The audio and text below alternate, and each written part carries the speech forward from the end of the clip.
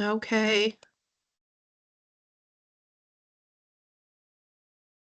Let's just make sure we still have everybody. Des, are you on and I can hear you? Yes, I can hear you. Thank you. Jake? Yes, I can hear you. Okay, and you can use your camera, okay? Yep. Okay, and Rick? Yes. Yes. Okay. All right, we will get started. I know Tim and John should be okay. If not, again, just presenters, please reach out to one of us and we'll make sure that we get your technology fixed the best we can. So we are going to get started. Just to let everyone know, this format will be a forum will be recorded and posted on YouTube. There will be multiple reminders at the beginning, middle, and end of this event that it is being recorded. No individual attendees from the general membership will be allowed to make statements or ask questions verbally on the recording. The questions have been submitted in advance and will also be accepted in the chat function. Attendees will be reminded again regularly of civility within the chat, that all questions may not be addressed due to the time constraints, and that the chat transcription can be made available to candidates to facilitate additional communications with the membership. There will be no dissemination of the transcription to any other parties, and this is not for publication or circulations outside of the candidates. So that's just some of our technical side of things. I want to welcome you all for being here today and thank Jake, Rick, and for joining us along with Tim and John. And I'm going to turn it over now to Desiree as Stormont. She will be the moderator for tonight's forum. Thanks, Angie. My name is Desiree Stormont. I'm going to be tonight's moderator for this forum. I too also want to first thank all of the candidates for president and treasurer for participating in this event. I am very grateful for this opportunity and for the trust that's been placed by all of those parties in allowing me to serve in this role. And also just as a general member of NAVHDA, I think this is a great opportunity. I want to note this event is really unprecedented. NAVHDA has not hosted an event like this in relation to an election, and there's never been this type of candidate forum in this manner. And I think it's important to note that this is a direct result of the candidates heeding the call from the membership for this opportunity. And so I think you asked and they delivered, and this is a really great opportunity for all of the membership. And I want to thank all of the members that have joined us here, have sent in questions, and are participating in this. I want to make clear kind of the goal of this forum, and it really is to provide the membership with an opportunity to hear directly from those candidates and from all of those contested positions, offer transparency, and again, address those questions that have been circulating to help individuals make an informed decision as we head into this election, which is upon us. I want to make sure that everyone has a clear understanding as we head into this of what to expect. So the first hour of this event is going to be focused on the presidential candidates, and it's going to include introductions, a few pre-selected questions that both candidates will address, followed by those questions submitted via email from the membership, as well as potentially some questions coming through the chat. The questions coming from the membership and coming from the chat will be new questions to the candidates. They will be answering these questions cold, and then the final hour will end with thoughts from those candidates. Following this, we'll have two 30-minute sessions for each of the treasurer candidates, and these individualized sessions will provide an opportunity for those candidates to provide some of their background, followed by a handful of pre-submitted questions by the membership. Again, the candidates have not seen these questions, and those segments will also end with their final thoughts. Because of the financial topics related to the treasurer appointments, we wanted the opportunity to really provide uninterrupted opportunities to answer those questions that might require a lengthier response or explanation without having the same type of format. There's a few rules to highlight for tonight's event that I want to go as far as engagement by the participants as well as the attendees. I am going to do my best to ensure equal speaking time for the candidates and to hold each of them to the previously discussed length of responses. This is going to be a respectful and civil event. That is what we are all here for. That is what we've all agreed to. And I'm really looking forward to that open and honest conversation. No interruptions or responsive attacks by any parties shall occur, and answers to the questions by the candidates will be given independent of one another rather than a responsive format. And the format of the questions lends itself to that as well. And if there are any violations of this, this was also previously discussed, but the parties shall receive one warning violation, and second occurrences can result in termination from the forum.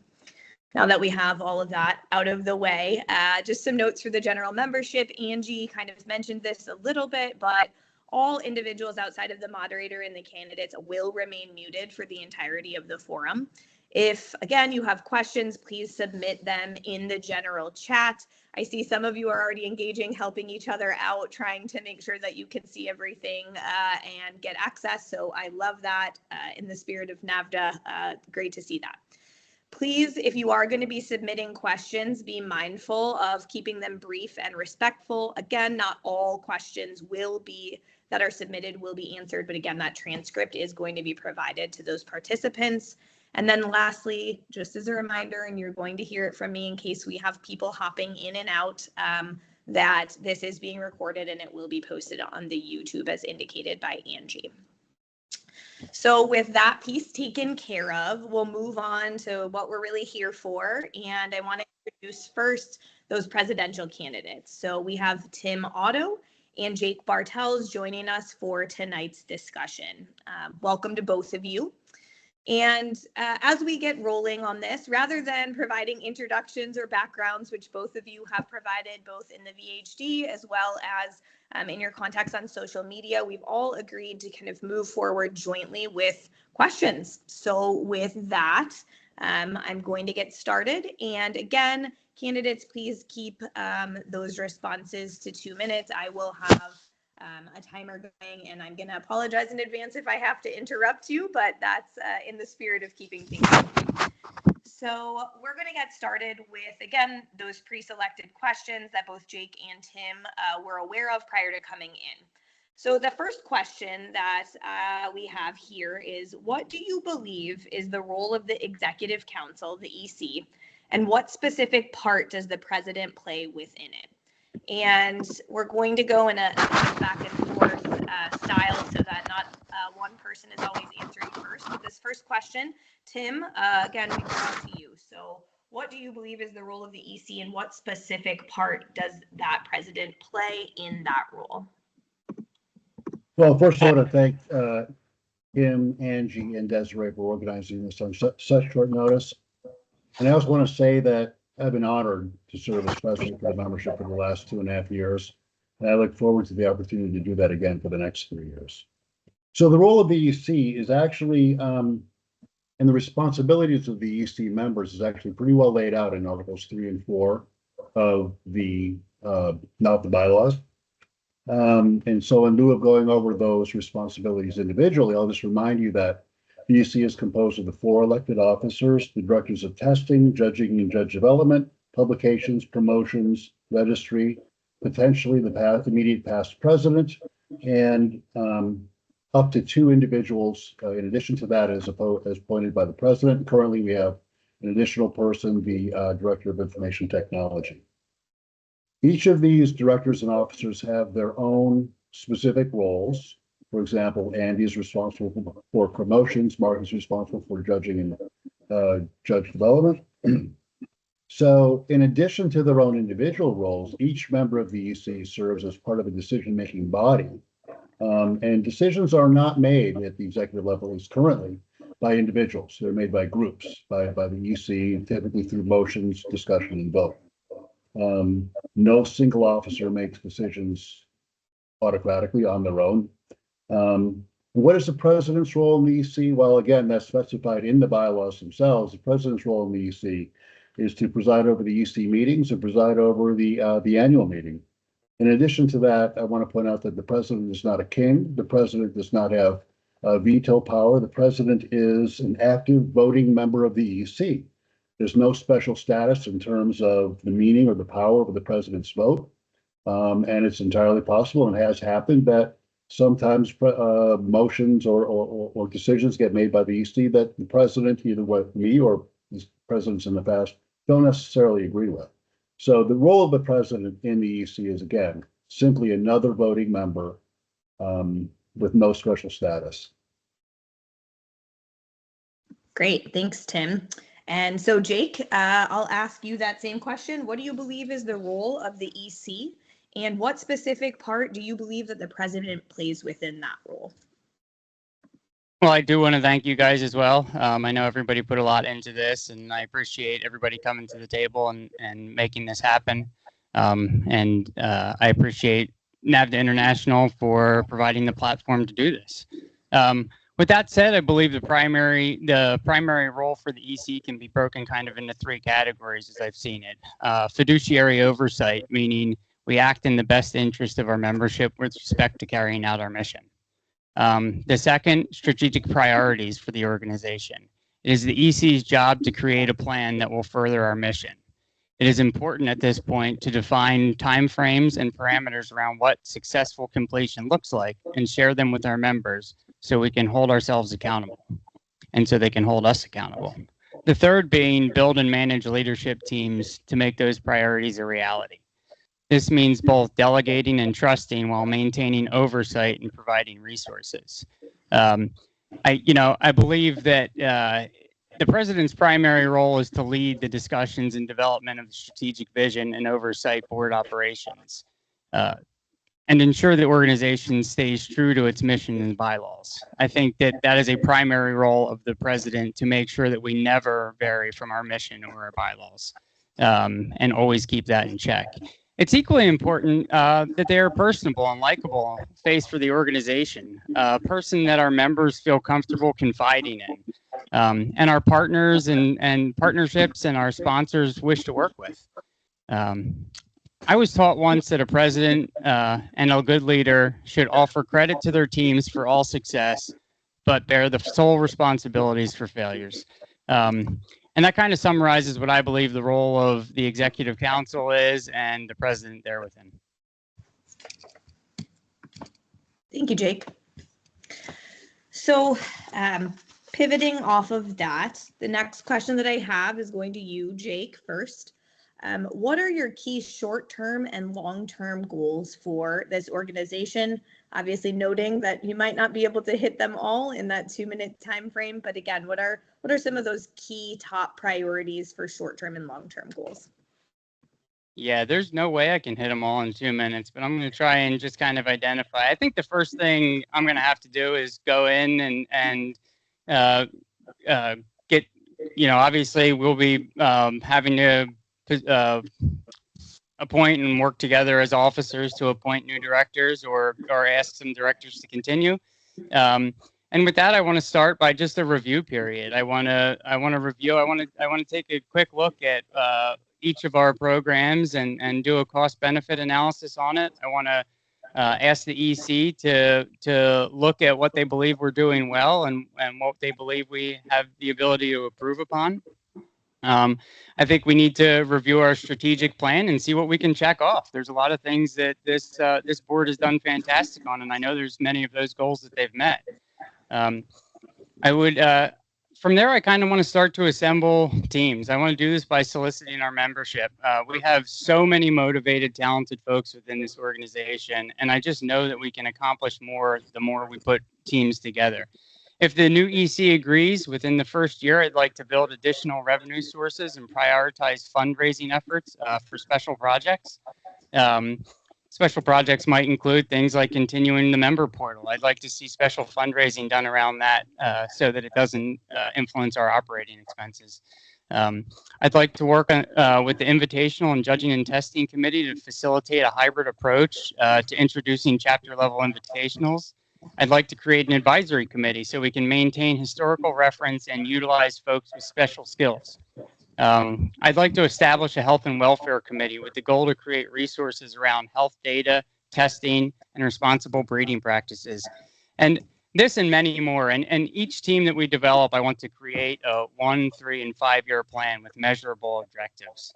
I want to increase the transparency around all aspects of NAVHDA, investigate a new or reformed approach to judge development and continued judge education. And I would like to review our policies and see where there is a need for new policies and where we can update some of our existing policies. Great. That's that 2 minutes, and like we chatted about, it's hard to hit that all, and I'm sure Tim is going to have the same struggle, right, with the timeline. But I appreciate that response. So I'm going to turn it over to you, Tim. What are your key, maybe top few short-term and long-term goals for the organization? Sure, thank you. Obviously, my key short-term goal is to win this election, so that we can continue with the tremendous success we've had over the last 5 or 6 years. Like Jake, my list is way too long to describe here. I've described them both in my write-up in the VHD, and I think I've been very clear with respect to my goals on my posts on social media. That said, I can focus on a few that I think are critical to attack soon. And the first is that we have been looking at and will continue to look at additional ways to increase revenue and cut costs. I think this is going to be critical as we move into the future. But we have to bear in mind that we need to do this without compromising the programs and projects that mean so much to the membership. Short to medium term goals include, I'd like to expand our relationships with conservation organizations and corporate sponsors. In many ways, we depend on these sponsorships, both for ensuring our hunting heritage with respect to corporate, conservation partners, and also to fuel future growth with respect to corporate sponsors. Another goal I share with Jake, although a little bit more broadly, is that we need as an organization to explore creative ways, creative strategies to make the Invitational a little bit more sustainable. We know it's grown quite a bit, and there are some struggles with respect to that growth. There are some creative ways I think that we need to, that we could address this issue. What I'd like to do is assemble a panel of stakeholders, including senior judges, senior Invitational judges, members of the chapters that have hosted the Invitational in the past, and key trainers to explore new ways of solving the issues that we have surrounding the Invitational. Another goal, longer term goal I have, is to continue developing the IT sector. This has been absolutely critical, and Randy and his team have done an absolutely marvelous job of developing the portal, and everybody that I've talked to absolutely loves it and thinks it's a great stride forward. I'd like to continue in that and expand on that to include more ways for members to interact. The digital possibilities are endless for interaction. We're seeing some of it tonight. This is not new, Zoom or Teams calls. But I'd like to be able to leverage that into better communication, both among members and with members and the EC. So an example might be a breeders forum, where breeders meet quarterly to meet with the registry, or judges meet quarterly, etc. That's great. Thank you, Tim.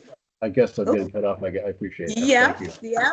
I told you both as we led into this. I feel like I'm going to be the one who kind of cuts in, but I just want to make sure we're able to hit all of our topics. So I appreciate that. Thank you.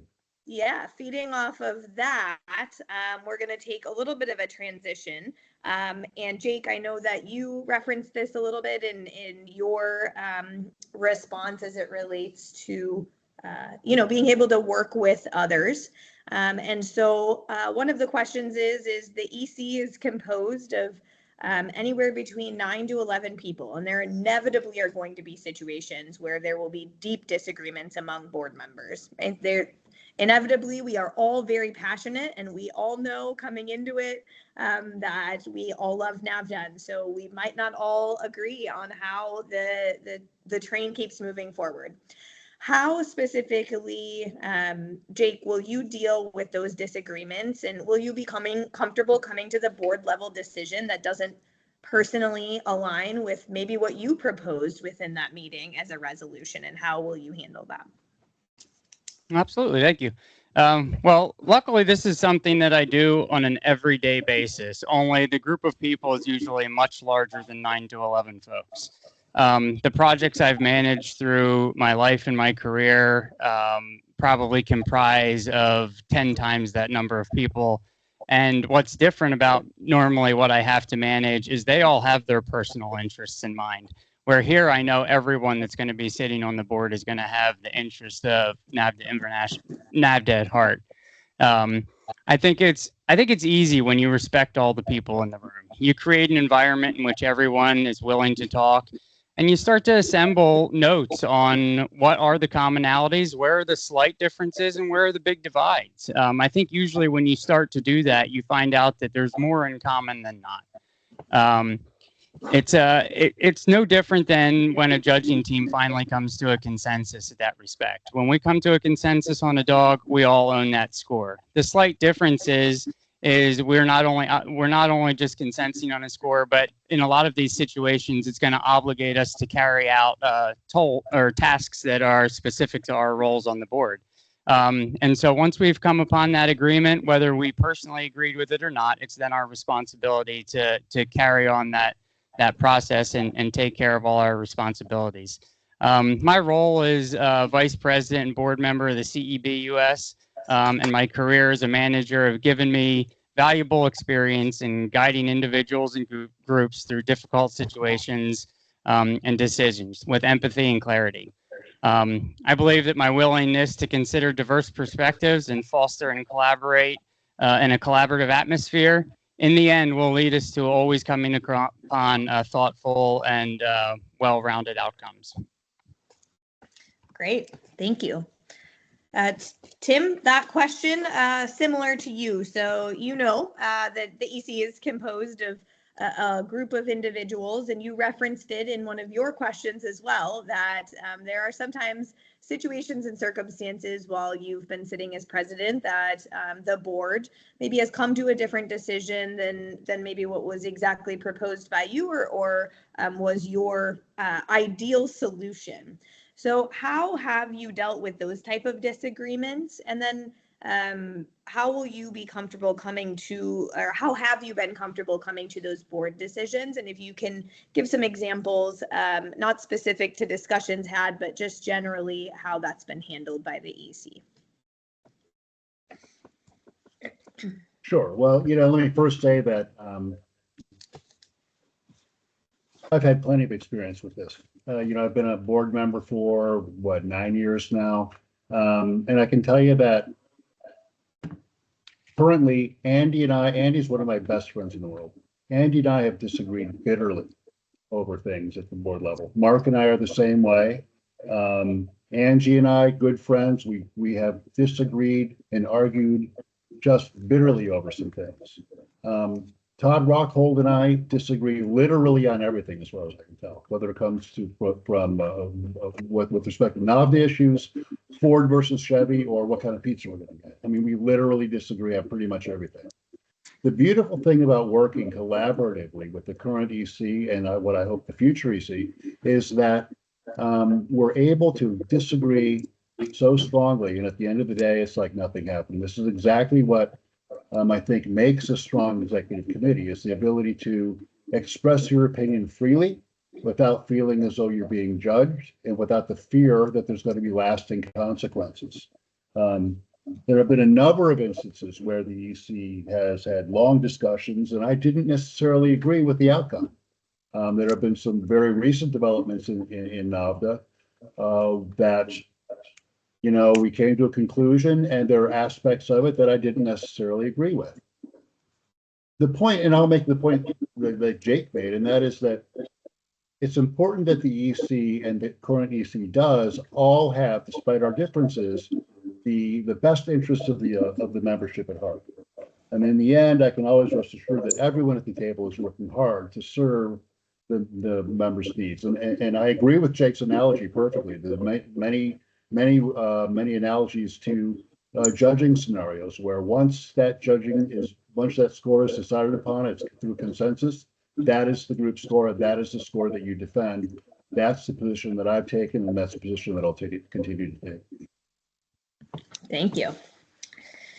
All right. I'm going to ask kind of the last question of those questions that we chatted about between us prior to heading on to some of the cold questions. So this last one is really, why do you feel you're a more qualified candidate than your opponent for the position of president? And Tim, I'm going to give you the opportunity to go first in that alternation of who starts the question. So again, why do you feel you are more qualified than your opponent for the position of president? Yeah, thanks very much for that question. You know, Jake and I have a lot in common. Jake is extremely passionate about the organization. I respect and appreciate that. Where we differ is in our level of accomplishments and our level of dedication, commitment to the organization. Also, in what I believe to be a clear, workable vision for the future. That would, at least in my view, try to continue on the past successes that we've had. So what have been my contributions as director of publications? I oversaw and complete a complete redesign of the website. We increased our online visibility dramatically and saw a huge expansion in our social media presence. As an EC member, I was critically involved in hiring Kim Arnett, one of the best decisions we've ever made in NAVHDA. We established quarterly presidents meetings, started publishing the EC minutes, both of which are examples of increased transparency like we've never seen before. And I prioritized the development of a more member portal, again, which I think everybody appreciates. All of this importantly was guided by member input and was executed by working collaboratively with the EC. Regarding my visions for the future, I've laid that out very well, I think, in social media and in my article in VHD. But among my priorities are going to be expanding partnerships with conservation programs and corporate sponsors, and exploring ways to strengthen the NAVHDA community experience through digital presence. Perfect. Thank you, Tim. All right, Jake, over to you. Why do you feel you are a more qualified candidate than your opponent for the position of president? Well, you know, when I saw this question, I thought about it, and I don't think I am a more or less qualified candidate than my opponent. I think we're just very differently qualified candidates. I believe we've had two very different career paths and upbringings and experiences, and it's led us to the point where we likely just have different approaches to developing and executing a vision for the organization. My leadership development started at a young age when I joined Scouts, eventually earning the rank of Eagle Scout. But it was there that I learned to first lead in the sense of service and how to work hard to earn the respect of my peers. My career development has taken me down a few roads. First, I was a design engineer who worked on projects up to and including multi-billion-dollar fast-track construction projects. For those that don't know what fast-track construction is, it's when you start building the building before you're done designing it. They have very demanding timelines, very demanding budgets, very demanding protocols, and there is no time for not continuing to move forward. And as a young engineer, I was almost always leading teams of older, more knowledgeable people. My wisdom came from accepting that I was never going to have all of the answers. I took that same approach when I started and grew my own business. I realized very quickly how limited I was going to be in growth if I depended solely upon my own ability. I once again started assembling teams so we could accomplish bigger and more things. My ability to manage teams and to oversee business, which all has the same components as running NAVHDA, along with my 9 years serving as vice president and a board member for a national breed club, should give our membership comfort that NAVHDA will be in very capable hands. Great, thank you. All right. We, as indicated, had a question submitted by the membership itself, which again, as this came together, was really the goal. And so we're going to be switching over to kind of a variation of different topics and some follow-up questions. And if there are questions that the membership would like to submit for follow-up, please submit those in the chat. But again, these questions are all coming directly from the membership. So I'm really excited to hear from both candidates on this front as well. So Jake, we're going to get started with you for one of these questions. And I just want to clarify, not all of these questions are going to go to both candidates, but we have some complementary questions that might also go to the other party as well. So Jake, of the recent changes in advancements within NAVHDA, which one specifically would you like to see modified? Let me see. So out of the most recent advancements, which one would I most specifically like to see modified? Changes or advancements? Yeah. Changes or advancements? Well, the one thing I would like to see changed back is our level of fiscal transparency. I think we in not showing budgets and budgets versus actuals, we have a real lost opportunity. Although I do think actual budgets and comparisons to actuals provide some insight on how our officers are running the business of NAVHDA, I also think it creates huge opportunity for fundraising and for members to realize where their dollars are going, and where and see if they agree with the things they're going with. They're very likely to step up to the plate and want to contribute more. We have in the past fundraised for things like the registry. I would love to continue to fundraise to help offset some of the costs of the member portal. Even Charity Navigator rates us at 4 out of 5 stars, and they cite solely fiscal transparency for the reason of the lower rating. That can affect our ability to fundraise. It can affect our ability to get new sponsors. And these are simple things to fix. And there's no reason we don't need to be upfront with our membership of exactly where their dollars are going. Okay. Tim, I'm going to ask you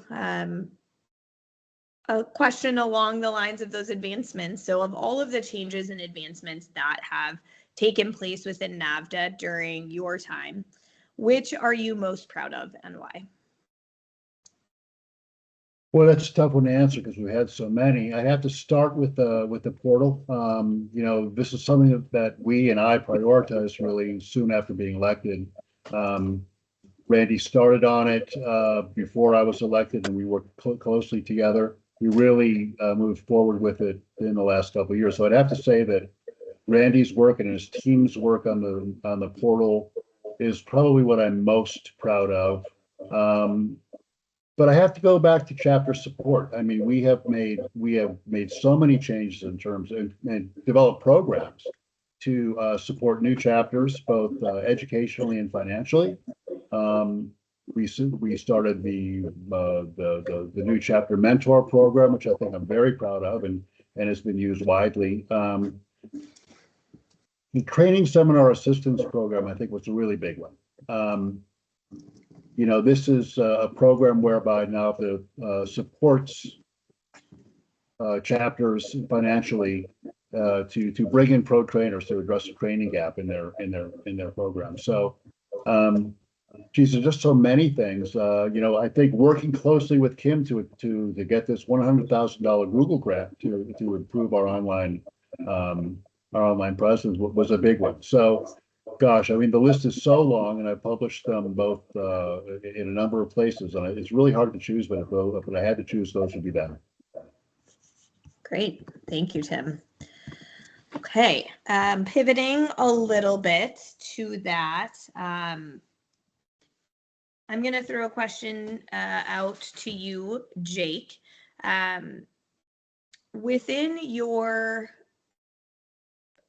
conversations with membership and different things, I know you talked a little bit about that fiscal responsibility piece of that in one of those questions, and you've talked about fundraising to that level. So do you have specific circumstances or portions of NAVHDA that you would like to see fundraising occur, and how do you foresee fundraising coming from this organization? So yes, was the question through membership? How have I heard from this through membership? Can you clarify the question for me? No, sorry. I was just saying, you've heard from Oh, membership okay. related Okay, got you. to transparency and the fiscal responsibility. Yeah. Transitioning from that, you've talked a lot about the desire for fundraising in order to assist in that, the fiscal responsibility of NAVHDA. So when you talk about fundraising specifically, what are the specific portions of NAVHDA or groups or funding that you are looking for, and how do you plan to effectuate that fundraising? So there's several things. I think anything that's a specialized program we can fundraise specifically for. So breeder development software, breeder programs. I think we can fundraise again. I've been thrilled with the advancements in the member portal, and I want to continue to see them. I'd like to fundraise around that. It's something our members are passionate about. Fundraising would start with creating a team of people who have visionary or visions about how we can do that. So I think we can do it first through just creating awareness around the programs and showing what we would like to do. And the people that believe in those programs are generally going to be willing to contribute towards them. Beyond that, I think it's expanding our sponsorships. I think there's a lot of additional opportunities out there for international to have additional sponsorships, everything, and raise revenue in advertising. I think we need to better market the NAVHDA dog so that there is a higher value to what our data provides and the service we provide. I think if we can do that, we bring more value to all of this. And when there's more value to what we're providing, people are willing to fund more into it. Great, thank you. Okay, again, pivoting a little bit, as these are all submitted questions, so our topics are going to bounce around a little bit here. Along the lines of changes that have occurred in NAVHDA, most recently, we are all aware of the gun dog test or at least I hope we're all aware of the gun dog test that's come out. So the EC voted and implemented a new gun dog test, which modified our testing criteria and replaced the old utility preparatory test. Tim, this question is going to be coming to you. There's an amendment within the bylaws under 7.05 that, again, this member said and quoted that unless specific exception is made by the Executive Council, any amendment shall have an effective date no sooner than 6 months. Again, unless any exception is made by the Executive Council, an amendment shall have an effective date of no sooner than 6 months. Tim, can you talk to the membership about how the decision was made to address the implementation and timing of the gun dog test and why the exception was made to implement that at a different timeline outside of that 6 month mark? Yeah, sure. I'm glad you asked that. First of all, I want to point to the success of the gun dog test. We currently had roughly 300 dogs run gun dog this year, as opposed to, I think, the very most that any dog that dogs ran UPT in any year was about 130. Last year was 118. So the gun dog test has been tremendously successful. And I'm glad you pointed out that caveat in section 7.05 that says unless specific exception is made. The EC felt and agreed unanimously that it was time to make a change in that test, and the time was at the beginning of the year. So we could implement that test beginning in January of this year. So we made that exception to get that test rolling. There were a couple of reasons that we did that, and one of them had to do with member retention. There always has been and remains a problem retaining members after they run NA. The gun dog test provides, I think, a really viable example, and the numbers demonstrate this.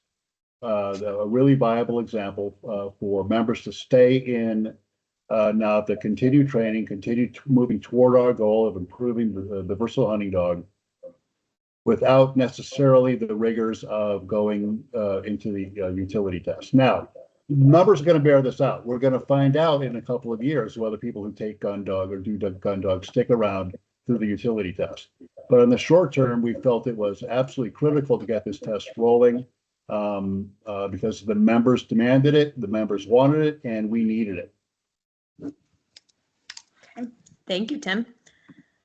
So Jake, kind of along those same lines, the gun dog test has been a hot topic that we've seen a lot of engagement on as it relates to this particular campaign and this election cycle. And within your campaign, again, one of the discussions has been the gun dog test and that release of that gun dog test as far as its timing. Why do you believe that there was an issue with the amendment as it's stated with the EC's decision? And what are your specific concerns, or what were your specific concerns as it relates to the timing of that release? Right. So I believe that there could have been a bigger discussion around the development of the test to start with. I do not believe surveys are the way to go about changing something as vital as our testing system. That's to the core of who we are. It's to the core of our mission. It's to the core of what we provide in data. That is something that should be cumbersome and should take some time to do. Otherwise, we can start to go down a path of switching tests every couple years to see if we can chase retaining members. I think there could have been a bigger discussion around the purpose that we were trying to create with this test, and how it particularly adhered to our mission and was in relation to our mission. The implementation, I certainly understand what Tim was saying. He wanted to get it out on the calendar year. I think there was an element of closing down discussion around it, and that's why I believe the intent of the bylaw, and look, the way it's written, there's nothing wrong with what they did. I believe the intent is that exception in there is for things like using dokens when we have the bird flu and we can't use ducks at the invitational. I think that rule is there for things that must be done immediately, or you cannot continue on with your current testing system. I don't believe they were there for pushing through a test a little bit quicker than I think it could have. I think it cut the conversation short on it. And I've been out in the judging field now where, because of the lack of discussion around it ahead of time, we're having to discuss things in the field that we should have discussed in a room somewhere. And that's both, I think, a little bit had to do with the speed around its implementation, and a little bit to do with how we educated our judges around it and really had open discussions around how it was going to be judged. That same annual meeting in which they announced it, I sat in the judges workshop where it wasn't a scorecard for that test was not even brought in front of the judges at the judges workshop that time.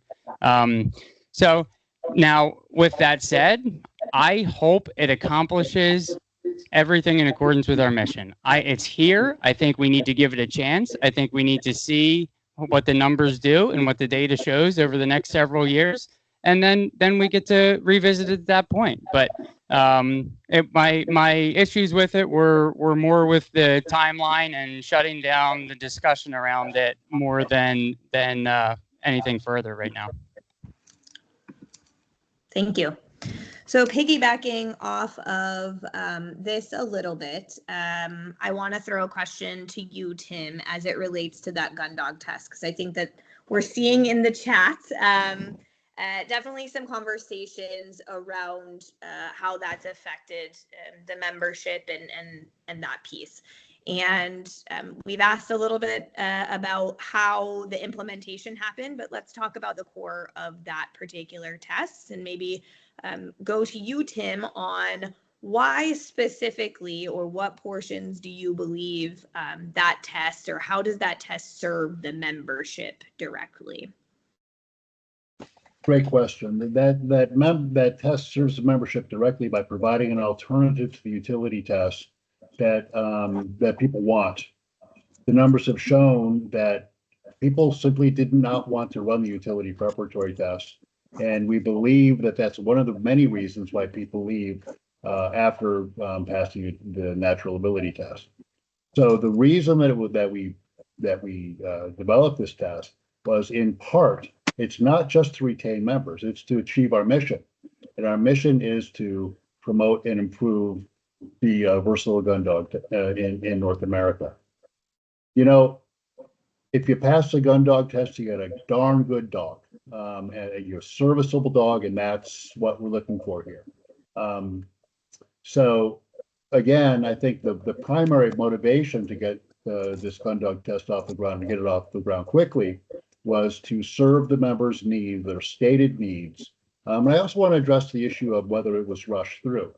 We surveyed, true, it was a survey. We also had personal discussions with, but surveyed every single judge. The response rate was enormous, was huge.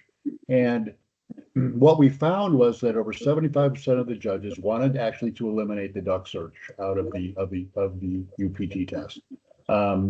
In part, that's why we did that.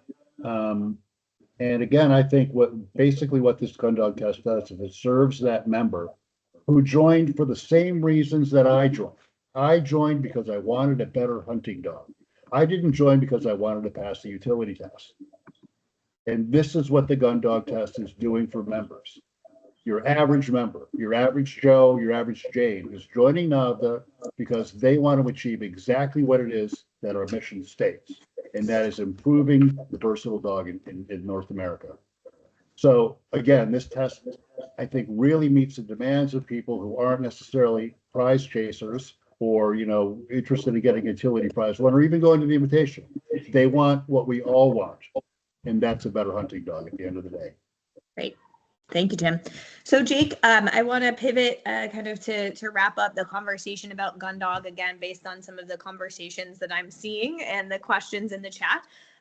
You talked previously a lot about kind of as your role as president and kind of the desires of what you'd like to see really circulating around having some membership involvement, really pulling from that membership to have individuals who are able to provide their expertise and skills in the form of, I believe you said committees or something around the idea of committees.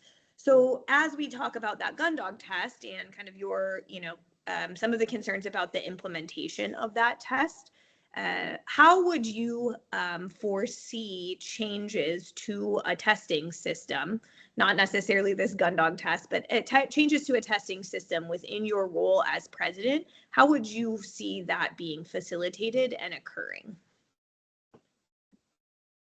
Well, I think one thing I would like to create is more of a policy around those changes, right? And that in itself is going to be an open discussion of how we do that, and we set more parameters around it. I think the bylaws, unfortunately, leave it a little too open to be able to do something in a fast manner. I think that the measures of the gun dog test and if it's adhering to our mission is not purely based on utilization. I think that is a measure, but I don't think that utilization alone says that it meets our mission. I could start a test that's called free beer and hot wings, and I would get a whole lot of people to show up. That doesn't mean that it meets our mission. I think that as far as policies are concerned, and I would like to create a policy or review the idea of creating a policy around how we go about changing our testing procedures. And then it's still ultimately going to be in the hands of the judging and testing committee and in conjunction with the executive council to propose those changes as it always has been. I just think we could put more guidelines around how it's done just to make sure that it's done in a manner in which we're not quickly changing things, because all of our data is only valuable if it stays consistent. And that doesn't mean we can never make changes. I just don't want to see things changing too quickly and in a way in which doesn't adhere to our mission. Okay, well, thank you. We're going to pivot a little bit and continue talking about the testing portion, because that obviously is a huge part of NAVHDA, right? We're a testing organization that produces great bird dogs and provides some really great data to breeding programs to ensure that we're making advancements to all of our breeds. So with that, there's been some discussion and mention from the candidates as well as it relates to the invitational. And specifically with that, the growing number of dogs that we have, again, a testament to training and the chapters and NAVHDA in general, I think has made people have better bird dogs. So what are your plans to handle growing number of dogs at the Invitational? And I'm going to throw that question to you, Jake, first. Excellent. Yeah, so this is something that, as I saw the discussion coming around about limiting the entrance in the Invitational, because it's growing to a size that is getting very difficult for one group or one team of people to accomplish, and the costs around it are rising with having to do that, or we're being told they're rising around having to do that. And I sat there and I thought, well, gosh, what would it be like if last year when I ran the Invitational with my daughter, one of us was told, well, your score wasn't quite enough, or it took you one extra attempt to get there. And I looked at the other boundaries that keep people from going. A lot of times when I'm at a chapter test and somebody gets their prize one, and I say to them, hey, are you going? And they're like, look, I can't take a week off of work and spend $1,000 in travel and a $500 entry fee and all of this. And so I started to just try and think creatively about how we could orchestrate this in which people have access to the Invitational and running. And so I kind of came up with this hybrid approach in which we can start to allow chapters that can run a one-day test. It doesn't take a tremendous amount of resources to run a one-day test. It's not much different than a utility test, other than the fact that you're going to need a bigger field. But you'd be able to do it with a single group of judges. You'd be able to probably do 8 dogs a day. And we put a committee together to approve grounds for this, just like we do any other level of testing as the chapters develop.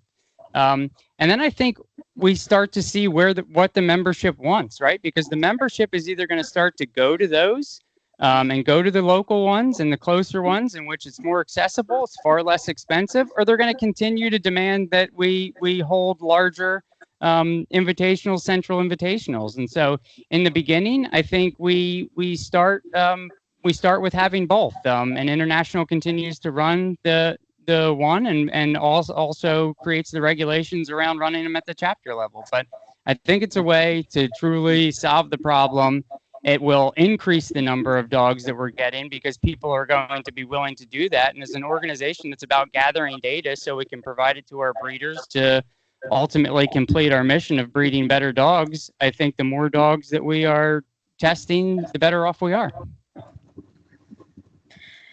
Jake, I'm going to throw a follow-up question to you on that. Because there was a member that specifically asked this question. Do you believe that a smaller invitational limited to a select number of dogs hosted by a single day approved chapter maintains the same standard and pomp and circumstance as the current format? Well, the pomp and circumstance will be up to the chapter themselves. If they want to bring Chris Stapleton in to sing the national anthem, I'm all for it, and they can charge accordingly. The standard is the standard. The standard is going to be judged by the same judges that are judging it at the other one. Is there going to be a different feel? Yes, there will be a different feel. And are the members getting to choose which feel they prefer? Yeah, they're getting to choose which feel they prefer. And I believe when you weigh it against the alternative, is it a perfect system the way I've thought about it? No. And do I want to continue to think of better ways to make it work for the organization? Absolutely. But I think when you weigh it up against the alternative of somehow limiting the number of dogs that go through, I think that this far exceeds meeting our mission versus limiting the number of dogs. Thank you. Tim, I'm going to switch over to you with also probably a follow-up question, as our membership did submit some questions as it relates to this. But what, Tim, are your plans as it relates to handling a growing number of dogs from the Invitational? We heard an example of some of that from Jake on those thoughts and theories, and we'd love to hear from you on that as well. Sure, thank you. there are a lot of practical hurdles to Jake's approach that I think need to be surmounted. I think the one thing that Jake said that I do agree with is that we have to figure out what the membership wants. That said, that this is going to be a multi-year process of changing the invitational, if we change it at all. The counter argument to limiting the number of dogs, and I'm not saying this is how I feel or this is what we're going to do, but the counter argument is that the invitational really ought to represent the best of the best. And about 15 years ago or so, this was discussed at the executive committee, and there actually were a set of really difficult to understand parameters that would limit the number of dogs at the invitational. But the theme then was that we really want the best of the best at the invitational. Now, am I saying that we ought to limit the number of dogs? No, I'm not. What I'm saying is that what we need to do is put together a panel that's going to be able to explore not just these lofty possibilities, but the practical considerations as well. Desiree, as you know, you've been critically involved in organizing the invitational for the past many years. And you know what a well-oiled machine it is.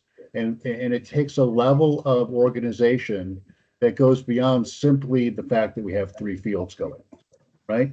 There are costs involved. There's quality control in terms of grounds. There's a concern about people entering multiple invitationals if we have regional invitationals and then dropping out at the last minute. So that's just a short list of them. What I'm saying is that Jake seems to have this thing pretty well thought out and answered, and I think that he's avoiding or just simply hasn't thought about some of the practical possibilities and practical difficulties. So I think really it's worth exploring. I'm not going to shut that idea down. I think it's definitely worth exploring, but it's simply not as simple as Jake makes it out to be. Okay.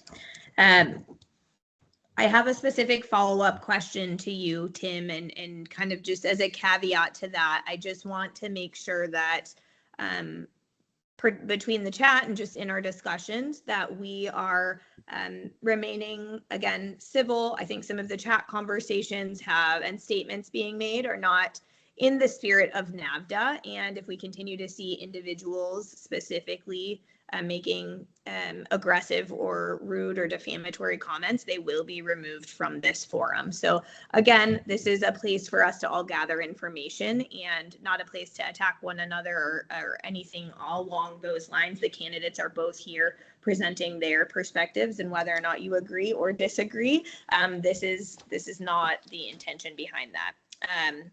We'll move forward with that. Tim, specifically as just a quick follow-up, as it relates to the invitational, and then we'll head to kind of our last question for both of you.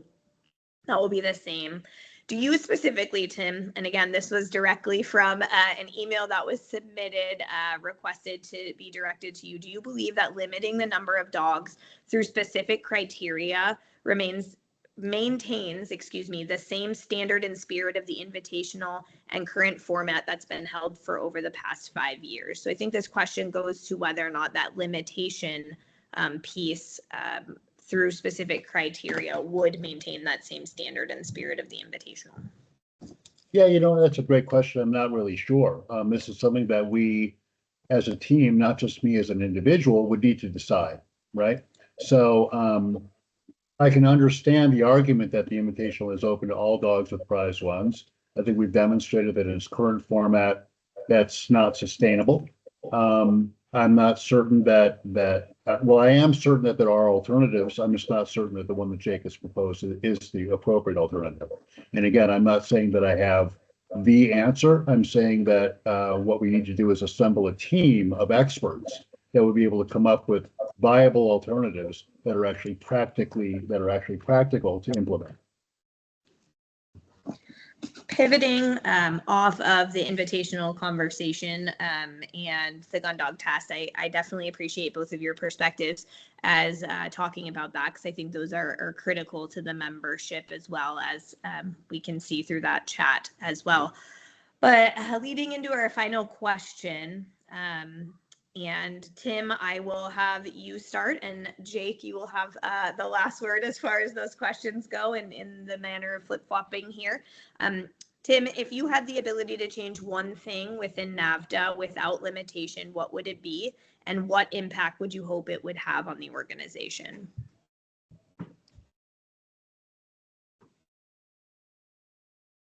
Wow, great question. What would I change within NAVHDA?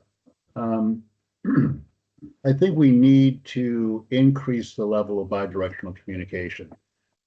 We've done that recently, and we have more bidirectional. I mean, NAVHDA board to your grassroots member. We've made dramatic changes in that way, in that realm, just in the last couple of years, through presidents' meetings, through surveys, and again, surveys don't tell the whole story, but we've opened up forums. We have forums, chat forums on the website, and I think what I'd like to do really is see bidirectional communication increase using our digital capabilities. Again, I think I mentioned earlier the possibility of having breeders forums and having groups of breeders meet with the registry committee on a quarterly basis, having people meet with the judging and judge development director maybe on a quarterly or bi-yearly basis.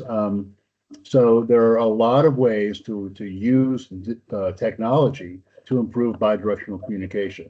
Now, that said, I think we've done a great job of doing that. We started a regional representatives program this year. Regional representatives, and Desiree, I believe you're one, responsible for acting as liaisons between the board and chapter members themselves. So if I had to change one thing, I shouldn't say change, but improve one thing, I think that would be improving bidirectional communication between the board and the members. Great, thank you. All right, Jake, to you. If you had the ability to change one thing within NAVHDA without limitation, a little bit of a genie in a bottle, what's your request, right? What would that be, and what impact would you hope it would first have on the organization? Right. Well, I love the answer of adding additional communication and bilateral communication, because I agree with it. But I would think a little bit bigger than that, and I would certainly think in something that directly correlates with our mission. And it would be creating a breeder's software, or being able to utilize a breeder's software that helped our breeders just advance their programs at a level never seen before. And with that, I would want to start marketing what a NAVHDA dog is. I think when we build the value of what a NAVHDA dog is, again, we build the value of what NAVHDA provides. When we build the value of what NAVHDA provides, we build our membership. We build people. When we build our membership, we build our ability to bring bigger sponsors. We build our ability to create additional ways of revenue. So I think that all goes through our breeders. I think our breeders are the ones that truly, you can see it. When dog registrations are up and breeders are promoting NAVHDA, our membership is up. They're directly linked. It should be one of the key measures of NAVHDA's success. And currently our membership has been declining 3 years in a row. Dogs being tested, declining. The success of dogs being tested. There's a lot of different measures in which we should be measuring the current success of NAVHDA. But I believe one thing that would bring NAVHDA up as a whole is being able to give our breeders those kinds of resources and building the value of what a NAVHDA dog is, so the consumer wants one. Yep. So I hesitate. The lawyer in me always wants another question.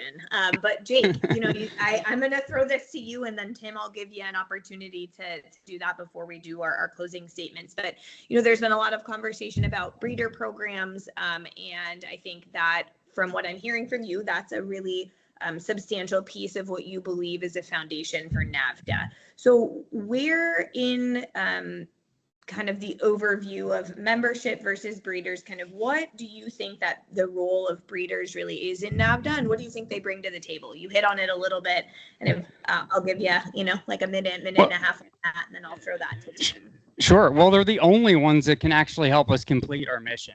NAVHDA International, no group of people sitting behind desks, nobody out in a training field can complete our mission more than our breeders can. So giving them the resources to do that, I think, is just of the utmost importance. And I think giving them additional resources, I've talked about starting to create a platform, and it's a multiple phased approach. And yes, it would take putting a team together, and it's a lofty goal, but I've been accused of lofty goals my whole life, and I love when people tell me I can't accomplish them. I love to prove people wrong on what I can accomplish in a given time frame. So, but creating a platform for confirmation evaluations, it's an aspect of our versatile hunting dogs that we're currently kind of overlooking, and it's a valuable thing to breeders. They're having to go to a different registry to get that information. I believe it directly correlates with NAVHDA's mission to be able to bring that in, and it's going to be an additional revenue source, which completes, kills two birds with one stone. So that would pretty much be where I believe the value of breeders are and how they bring the value to our organization. Because when they believe in our system, they push their puppy buyers to our system. Great. Thank you for that follow-up question to that. And so, Tim, along those lines, that same question, where do you feel breeders fit in with NAVHDA, and what is their role within NAVHDA?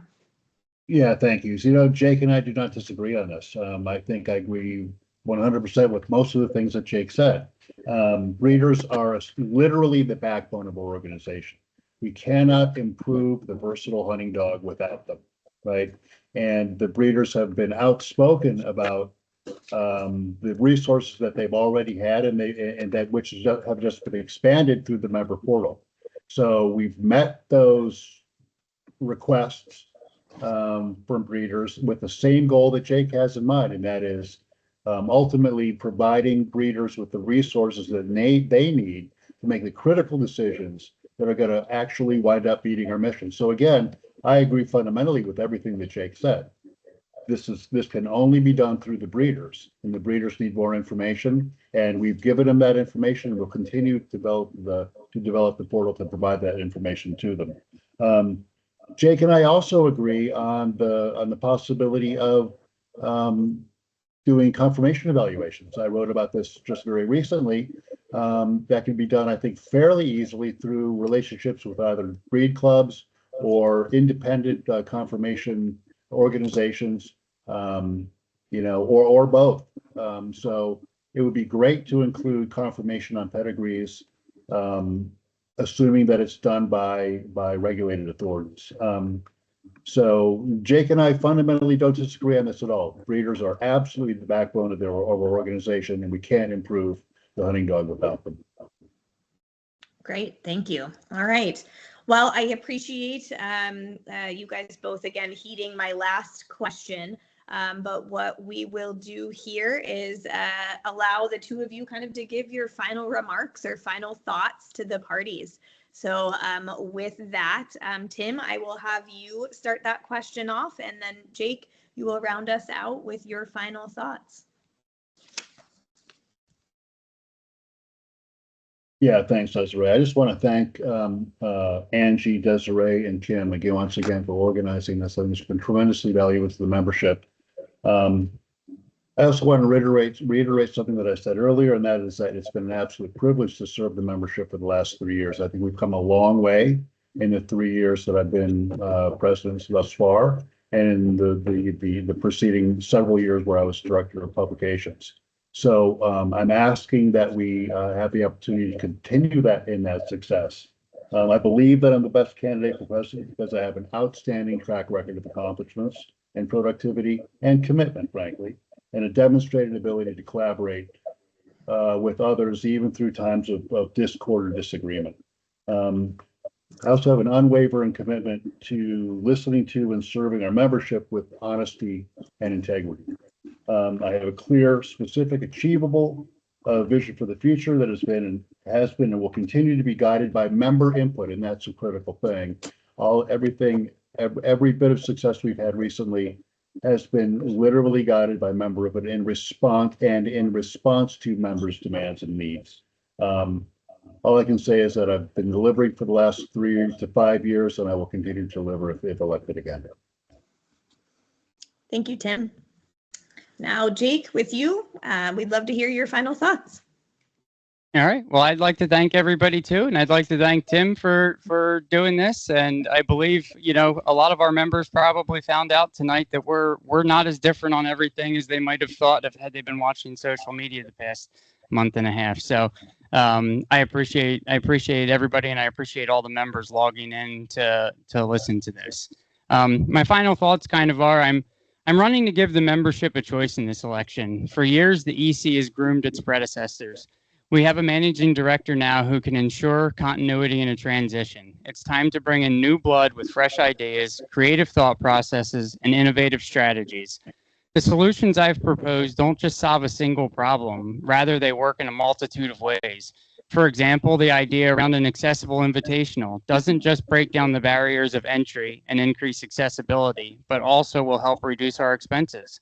The idea of building a platform for confirmation evaluation will both address the importance and overlooked aspect of a versatile dog, while also creating a revenue source.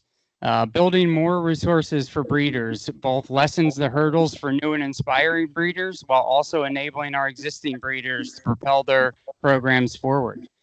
With a strong correlation between dog registrations and memberships, and the revenue they both create, it will strengthen our organization without compromising our mission.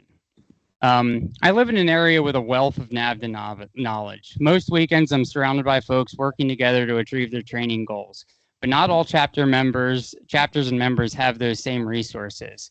I want to build training resources. In lieu of lowering our standard, I want to raise our abilities, show folks just how obtainable even the loftiest of goals are.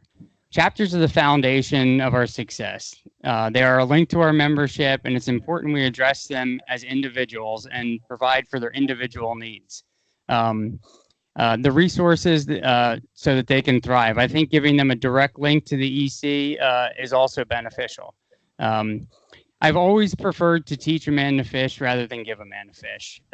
Ultimately, I want to engage our membership in a never seen before way by building teams of talented, motivated individuals, understanding that the key to a more productive future is through our membership. Lastly, I'm a husband to a supportive wife, a father of two beautiful girls whose passion for this way of life is growing each day. I'm a wild bird hunter who finds peace and tranquility in hunting behind well-trained, versatile dogs. And finally, a conservationist who believes deeply in restoring and preserving and building upon what we have for future generations.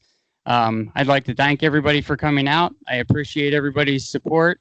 And I guess this kind of concludes things for us.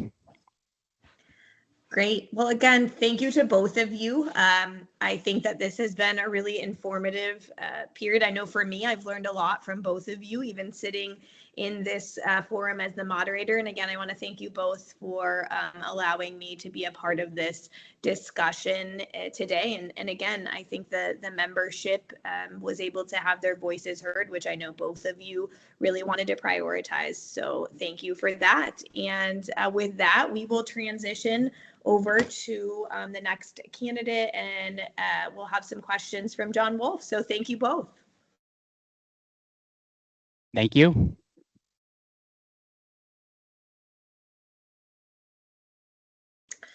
All right, John, can you hear me?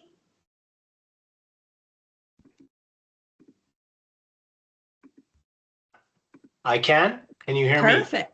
I can hear you. I feel like this is the classic post-COVID, right? The Verizon commercial from the 90s that's now changed to the "Can you hear me?" is my video on. But thank you. Right.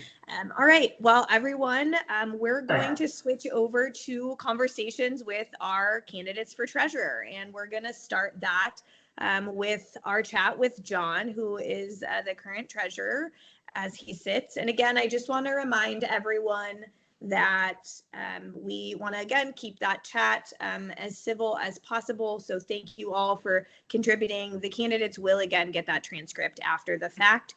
So those questions that were posed for Tim and Jake will also come through. And now is your chance to chat with the treasurer candidates as well. So, John, I would love to kind of hear a little bit about your background, your experience, and what your vision and for the treasurer role is moving forward from your current position. Sure. I mean, I've outlined all of this in my articles in VHD and on social media, but about 40 years of financial background, 20 years of them, 20 plus years of them spent in the nonprofit industry. I currently run a nonprofit with a $13 million budget. I manage a $315 million endowment for them. Manage about 30 people with 10 directors beneath me. A lot of people management skills as well as financial skills and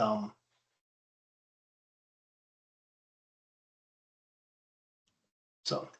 Perfect. Well, thanks, John. Why don't you also give us a little bit of background about how you got into NAVHDA? Because I think that that's something that might lighten the conversation. Yeah. So I find it to be an interesting story, and my wife always laughs when I tell it, but I probably got into NAVHDA a little bit later than a lot of people. But my wife always said that it just wasn't the right time in my life to do so. So I coached baseball for, I don't know, how 15 years or so, and decided to quit coaching baseball. And my wife looked at me and kind of said, well, what are you going to do with your life now? And I said, I don't know. And she said, why don't you become an umpire? And I said, I just coached baseball for 15 years. I absolutely hate umpires, so I'm not doing that.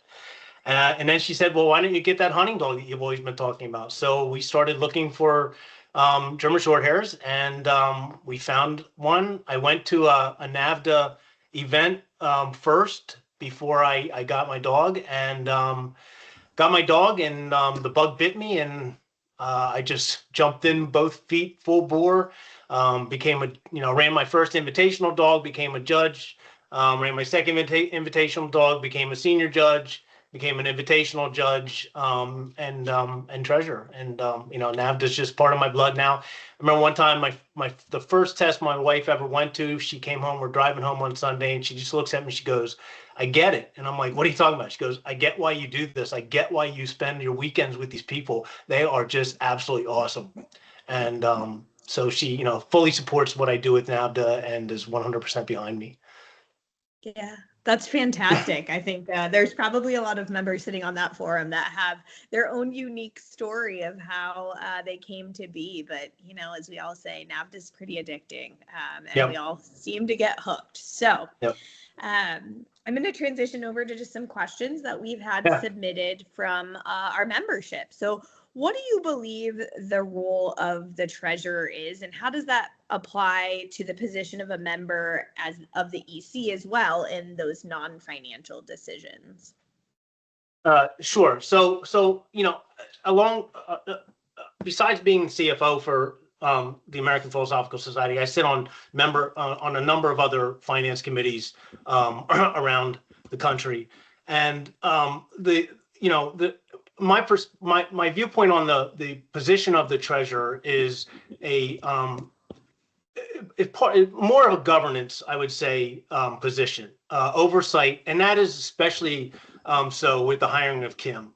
Kim really is there. She's in the office on a daily basis. She's looking into finances, and we review them. I look at the financials on a monthly basis. Kim and I talk about them on a quarterly basis, and that's really what it's about. It's helping her to make decisions to help her do her job, which is really the managing director of NAVHDA, and then using my skills to really kind of facilitate that and assist with her. It's much different than it was prior to Kim coming on board, where the treasurer was really the nitty gritty of NAVHDA and really did almost the day-to-day financials, which is not really what a treasurer should be doing. Great. So along those lines, kind of with that addition of Kim, can you describe a little bit more in detail how the two of you interact as it pertains to budgeting and costs and those types of things? Sure. So again, we don't necessarily talk about the finances every month unless there's something glaring that comes up, but we do talk about them pretty much on a quarterly basis, discussing where things are, where we're short on, or are we missing something? Is something that are we still looking for something to come in a little bit later, and so forth and so on. We talk about creating the budget. So Kim puts together she'll put together the budget for 2026. She'll send it to me. I'll look at it. I'll make my adjustments based on where I think, adjustments need to be made one way or another, either increasing or decreasing based on what we've seen happen over the last couple of years. And understand that that's what a budget is. A budget is a roadmap. It's a guideline for us to kind of look back and say, well, this is what has happened. And this is what we think will happen. Nobody knows what will happen. If I knew what was going to happen in the future, I wouldn't be sitting here because I'd be playing the stock market and I'd be wealthy beyond belief. So it's a roadmap, and that's all it is. It's a guessing game of where we are. And with an organization such as NAVHDA, where you don't have revenue and sales, where like if your revenue goes up, your expenses go up. If your revenue goes down, you cut the expenses to offset that loss in revenue.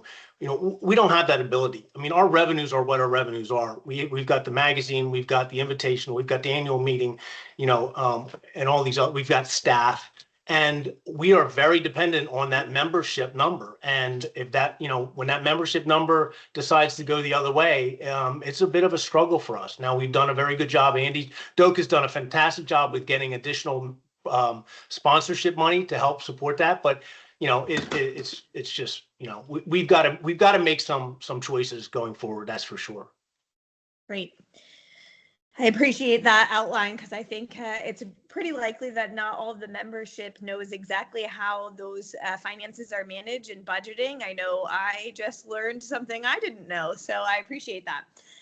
One of the kind of questions or common things that we've seen through just the different discourse and conversations that we've had and questions that have been submitted, right, are surrounding the financials and kind of this phrase that's been thrown around, financial stability, right? And as we know, there's these catchphrases and key terms that people throw out, but my definition might be different than yours, which might be different than a NAVHDA member. So what would you say your definition of financial stability is as it pertains to NAVHDA? Sure. So I think there's multiple levels of financial stability. Number one, you want your budget, you want your profit and loss you want your revenue to support your expenses, right? So you want to come out with whether, and it doesn't have to be a lot. It doesn't have to be $200,000. As long as it's like $1,000, then that's a good thing, right? But then the other thing is on financial stability is having the resources set aside to help you through downturns. And that's what we've done. A couple of years ago when I was on the finance committee, we started the operating reserve, and we have a resolution for the operating reserve of what we are to do with that. And we were able to put money away, and we were able to use that money to pay for some of these expenses that we incurred for the portal and for the invitational and things like that. And it didn't hurt us. What it does do is, because you're using already existing cash, that doesn't count as income. So it doesn't elevate your income to help those expenses. You're still short. You're still going to run a deficit, and that's what we've done. But we've had cash in the bank to pay for those. We also started and created the Life Membership Fund. And the Life Membership Fund, again, I'm going to just read what the Life Membership Fund is about. And the Life Membership Fund, the board desires to have a prudent access to the Life Membership Fund for unforeseen annual expenses that would be required for special circumstances as determined by the board on an annual basis. The use of the Life Membership Fund will be restricted to be used for special circumstances determined by the board and limited annually to 5% of the asset value of the fund on January 1st of every year. Again, we could have gone in to use that Life Membership Fund to support our mission, which is what it's meant to do, to pay for those technology costs. But we didn't, because we were able to use operating reserve funds to do that. So we were able to preserve the investment that's earning money at a higher rate of return and spend money that's earning money at a lower rate of return to allow that investment to continue and hold and earn money and grow. Now, that being said, I'm going to say something else is that, you know, if we were to come to the membership and say, so we've got $1.3 million in the bank to support our mission. Is it good enough for us to just sit there and go, hey, we got $1.3 million in the bank, that's great? Or is it better for us to use that money to move our mission forward? I'm going to say it's better for us to use that money to move our mission forward in good ways, not just to spend it, you know, willy-nilly here and there. But you know, we haven't really had to do that. But again, if I came to the membership and said, you know what, we're going to increase dues because we need more money. Oh, but we've got $1.5 million sitting in the bank right here. How would that make the membership feel? Or if we said we're going to increase this cost or that cost, and we've got all this money sitting in the bank, I don't think that would swim well if you really understood, you know, how all of these finances are working and what we're trying to do in the background to make things work. Great. Thanks for that great segue into my next question as well. I love it when that works out. So you talked a little bit about, you know, one of those conversations was the spending, right? And that's been something that I think we can all acknowledge has been a topic of conversation in this election. And like you mentioned, that was kind of a planned for opportunity with making sure that there was a portion of the cash assets available to pay for some of these, despite that still appearing potentially as a red when it comes to that annual budget. What specifically were the main projects and expenditures that resulted in costs for NAVHDA last year? For 2024? Yes, 2024, Yeah, or so, if you think it would be helpful to be expansive in the last two years. Yeah, so the annual meeting is a big expense, right? And we've discussed what can we do for the annual meeting? How can we make adjustments to save some money on that? Is the annual meeting doing for us what we really wanted to do? There's a conversation that we're having. The publication, you know, the cost of mailing the magazine, the cost of producing the magazine have skyrocketed over the last couple of years. It costs us a huge amount of money to mail that magazine, specifically to Canada. So again, we're talking about what can we do to maybe adjust some of those expenses down. The Invitational continues to cost us additional money. You know, when you add days to the Invitational, you've got to add judges, you've got to add judge travel, you've got to add judge lodging, you've got to add, you know, all of these additional expenses, more birds, more ducks, more, you know, everything. And those costs are going up. So again, talking about how can we limit the Invitational, or at least, you know, do something to adjust the Invitational so that those costs become better in line, but also then so that it's not putting a lot of pressure on, you know, the judges and the teams and the host chapters and so forth and so on. And obviously then, you know, so what did I say? I said publications, Invitational, meeting. Why do I feel like I'm missing one that was there, but I can't think. But those are really the three major components that are impacting our expenses right now. Along some of those similar lines, right? We talked a little bit about financial stability and sustainability, and you referenced that need to have that $1.2 or $1.3 million kind of making money for NAVHDA, right? And trying to maneuver through budgeting as we anticipate some of these expenses. What do you think is the biggest challenge that NAVHDA faces that might put our financial stability or our financial sustainability at risk? Well, again, if we don't do something to curtail some of these expenses, that's going to be a major problem, and especially in those categories that I just talked about. But the other issue is membership.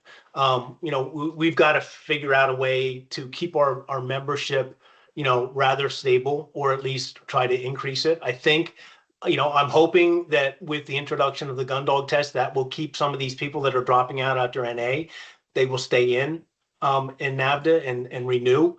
But we're also, you know, Kim Arnett also went out and got a Google grant for I think it's $10,000 a month in grant to help drive people to our website. And we've seen that help. We've seen new members come in because of that, because of those Google, because of that Google grant, which writes protocol that when somebody searches, hunting dogs, NAVHDA is one of the first items that pops up, and it drives people to a website to look at it. They join because they got to that website. So we're doing some stuff like that to help push that membership up.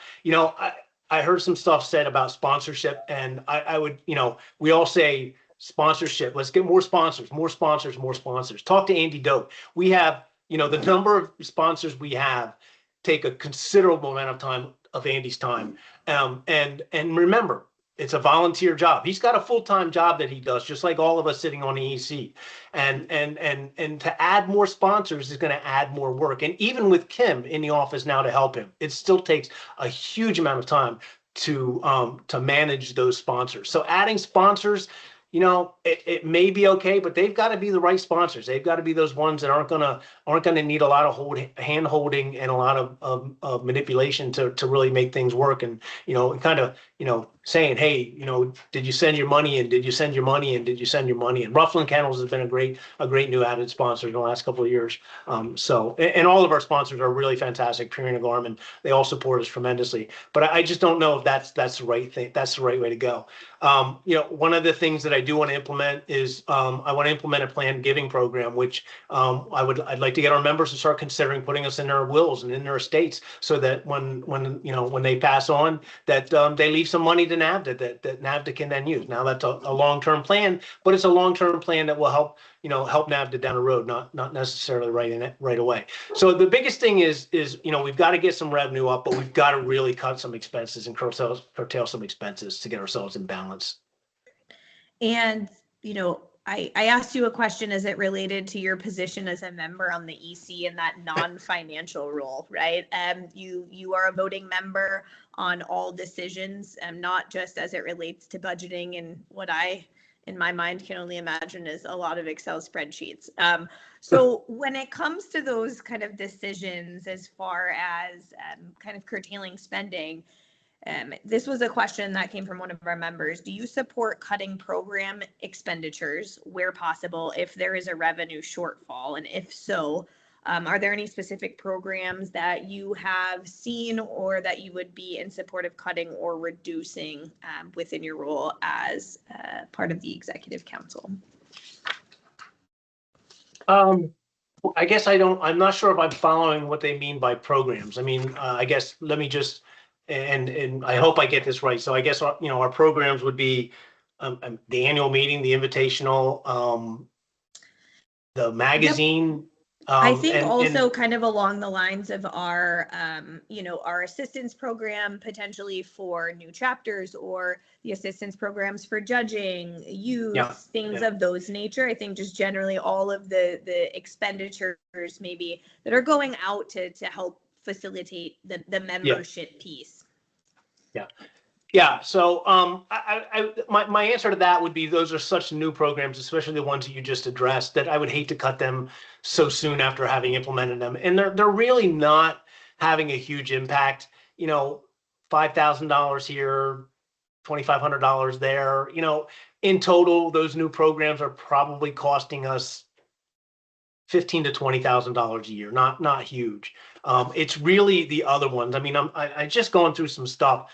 Our travel, what it costs for us to send everybody, to the invitational, judges, helpers, staff, it is huge. I mean, it is to send them out to the invitational, to house them for 5 to 7 days and feed them for five to 7 days. It is a enormous amount. And honestly, the entries aren't keeping up with it. So, there's another thing is you want, how's everybody going to feel when we come down the road in January and say, oh, by the way, invitational fees are going to go up. We're trying not to do that. We're trying not to increase membership fees and increase all these other fees that really just directly impact members. I mean, these are members paying for these things. Sometimes it's handlers or stuff, but it's members. And we don't want to we don't want to go and ask the members to increase or continue to pay for stuff. So we've got to cut those expenses and really address that. I think that's the big key, I think. And we can do it. There's definitely some areas where we can cut some expenses. And I had some people ask me, well, why haven't you done this? Well, I've been in office for 3 years. One of the things I learned is you don't make a knee-jerk reaction to certain things. You see revenue, you think what revenue is going to do, you hope revenue is going to continue or stay on track. And you know what? It didn't do what we thought it was going to do. Who would ever predict the Invitational was going to go to where it was going to go?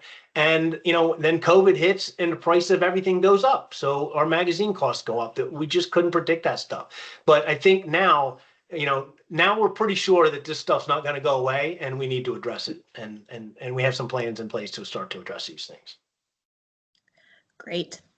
I'm going to round out with the same question that I finished with Tim and Jake. Our time flies by, but if you had the ability to change one thing within NAVHDA without limitation, right? Your choice, your change, what would it be, and what impact would you hope it would have on the organization? I would probably This might be one of the things where I would probably say I'm in agreement with Jake to a point. Is I would probably say if we could hire some additional staff, honestly, some people this is what they're doing on a full-time basis, that could help with this planned giving program that I want to do, that could help support sponsors, and so we could go out and get more sponsors, that could just kind of pick up some of that stuff that we as council and committee people are doing voluntarily. I think that would help us to be able to move a lot of these programs forward faster.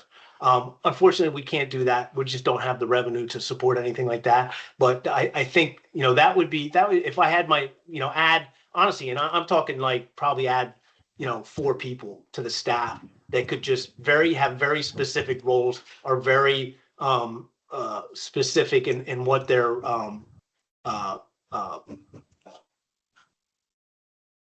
duties could be, and what they could do to help NAVHDA move forward. I think that would be a big help.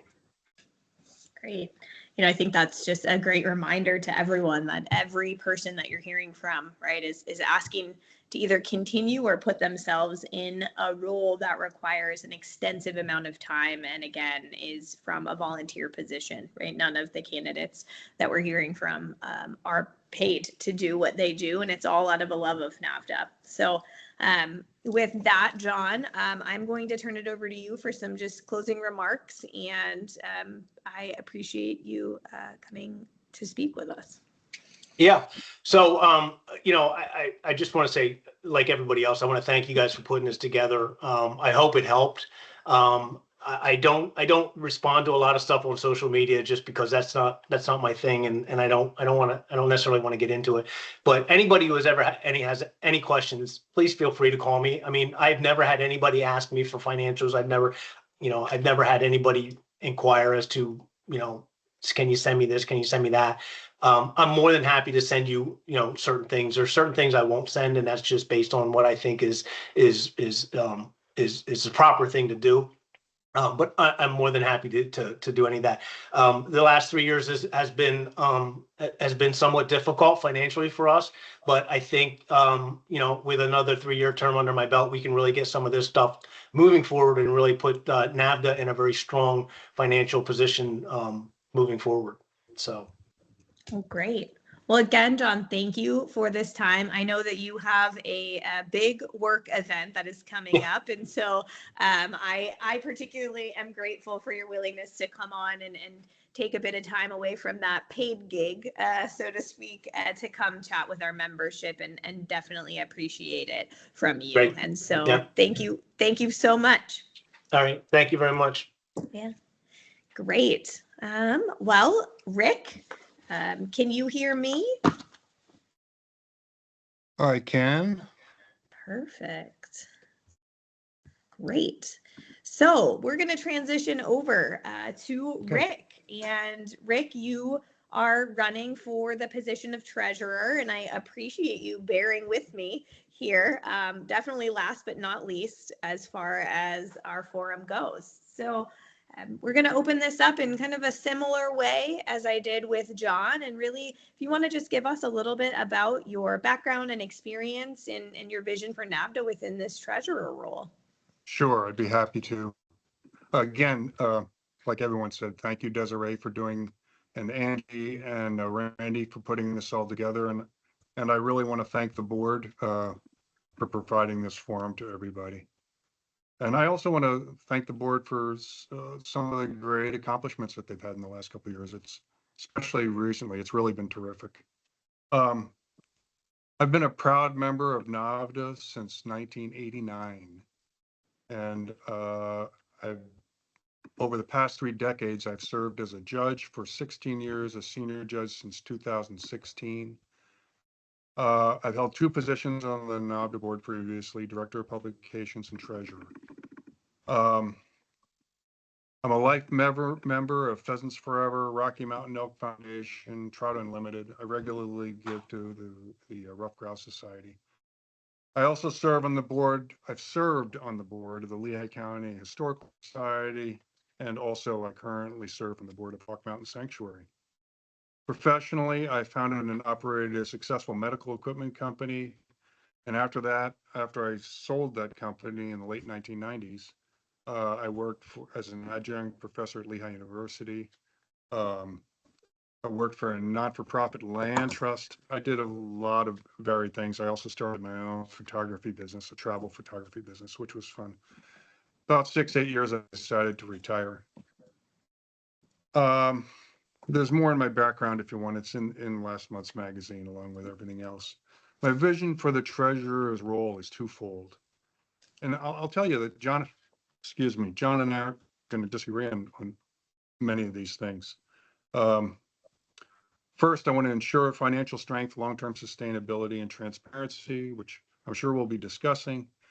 And second, I want to ensure that our financial processes and decisions directly support NAVHDA's mission, as Tim mentioned, to foster, promote, and improve the versatile hunting dog in North America. I think every dollar that we manage should strengthen this mission and purpose. Great. Well, thank you for that. I, will not make this all only about financials, just as I did with That's John. great. Why don't you give us a little bit of background on how you came to be part of NAVHDA and share that with the membership, because that's always one of my favorite stories to hear when I meet new NAVHDA members. It was. It's also, I think, a pretty good story. 1989, a friend of mine had this. I don't think it was purebred German short hair. It looked more like a Dalmatian to me. But we decided to take it hunting, and I pointed a bird and we shot a pheasant over it. And we just thought this was the greatest thing. And he decided to get another German short hair, and I drove along with him to get it. And I came home with one in the front seat of the car. I had no plans in buying a dog. And along with this dog came a little piece of paper from a guy named Dave Zahner. I don't know if anybody remembers him that's on this meeting today. He was the chapter president of the Pennsylvania Charter chapter at the time. And he had a little thing that outlined what NAVHDA is, and if you're interested to contact him. And I was reading it, my friend, look what these guys do. Look at all the stuff they accomplished with my dogs. And my best friend said, there's no way I'm doing that. Well, I went to a NAVHDA event and with my little new puppy, and that was it.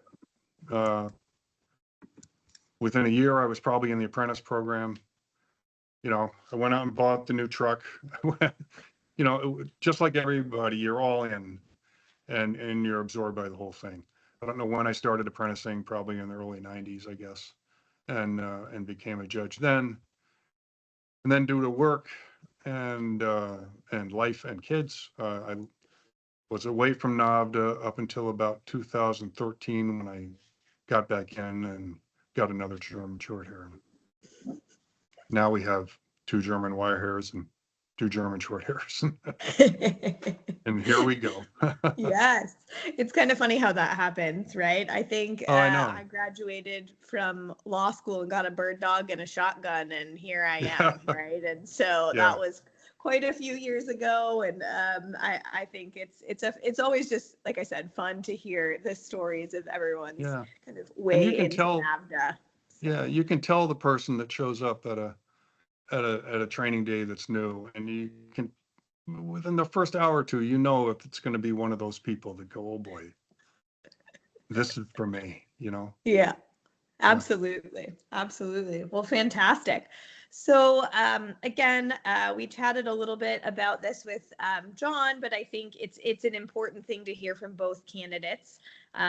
What is your definition of what financial stability is? As we know, everyone's definition is different, but what does that mean to you when you hear the words financial stability as it relates to NAVHDA? Well, again, I don't think so, this will differ too much. Obviously, it's the ability to sustain the organization, along with sustaining the organization's mission at the same time. And I think we've done that pretty darn well. And obviously, we're facing financial challenges right now. When I joined the board in 2017 or 18, I forget. The life membership fund was sitting in an account that was bonds and cash and a little bit of stock. And it was evident to me at the time that we really need to get this money invested and growing. And that's when we started the finance committee. We moved that money to Vanguard.